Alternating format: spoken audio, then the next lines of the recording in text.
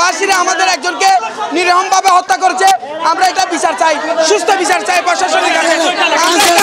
আমরা কাউন্সিলরের বিচার চাই।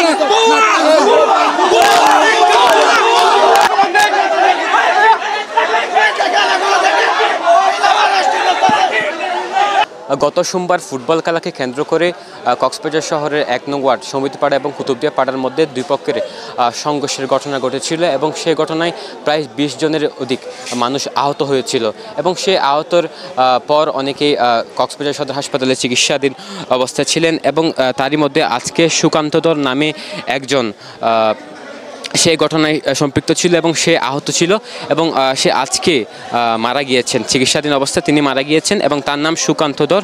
এবং এর পরপরই কিন্তু কক্সবাজার সদর হাসপাতালের সামনেই এখানে উত্তপ্ত অবস্থা বিরাজ করছে। দুই পক্ষের মানুষজন এখানে এসেছে এবং তাদের দুই পক্ষের মানুষের মাঝে বাক বিতণ্ডার ঘটনা আজকেও ঘটে যাচ্ছে এবং আমরা এখানে উপস্থিত ছিলাম। এখানে ওখানকার কাউন্সিলর আক্তার কামালও ছিলেন এবং সমিতিপাড়ার বেশ কিছু মানুষজন ছিলেন। তাদের দুই পক্ষের মধ্যে আমরা বেশ বিশৃঙ্খলা দেখতে পেয়েছি এবং এক পক্ষ বলছেন, অর্থাৎ সমিতিপাড়ার মানুষজন বলছেন কুতুবদিয়া পাড়ার মানুষের আঘাতে মূলত এই সুকান্ত ধর নিহত হয়েছেন। আবার কুতুবদিয়া পাড়ার মানুষজন বলছেন সমিতিপাড়ার মানুষের হাতে তার মৃত্যু হয়েছে। এমন দুই পক্ষের মধ্যে অভিযোগ চলছে এবং ইতিমধ্যে যে সুকান্ত ধর যিনি মারা গিয়েছেন তার লাশ এখনও মর্গে আনা হয়নি। সে কক্সবাজার সদর হাসপাতালের ভেতরে রয়েছেন। যে কক্সবাজার সদর হাসপাতাল প্রাঙ্গণে ইতিমধ্যেই দেখতে পাচ্ছেন একদম মানুষের ভরপুর। যে শহরের ১ নং ওয়ার্ড সমিতিপাড়া এবং কুতুবদিয়া পাড়া এই দুপক্ষের মধ্যে যে ঘটনাটি ঘটেছে গত সোমবার, এরপর থেকে কিন্তু মানুষ বেশ আতঙ্কিত হয়ে পড়েছিল। আমরা বেশ কিছু মানুষজনের সাথে কথা বলার চেষ্টা করবো, আসলে তারা কি বলতে চাচ্ছেন এবং দুপক্ষের মধ্যে তারা কি কারণে এই বাকবিতণ্ডা জড়িয়েছেন আজকে সে বিষয়ে জানবো।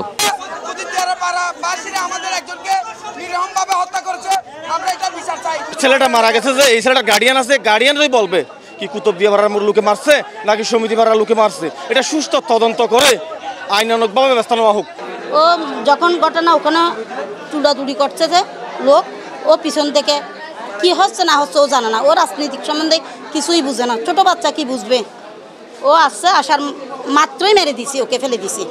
কয়েকটা ইলাভাতারি বাড়ি মারার পরে ও পড়ে গেছে।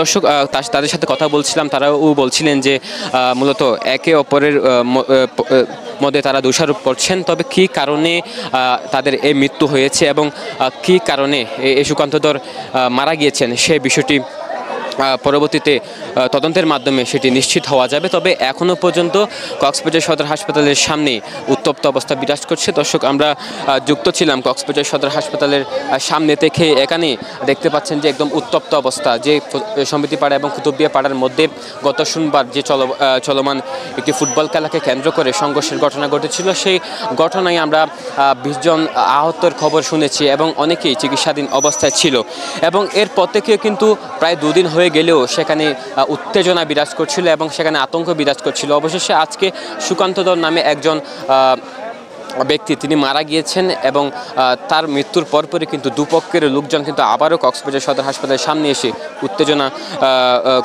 পরিস্থিতি বিরাজ করেছে। দর্শক, এ ছিল সর্বশেষ।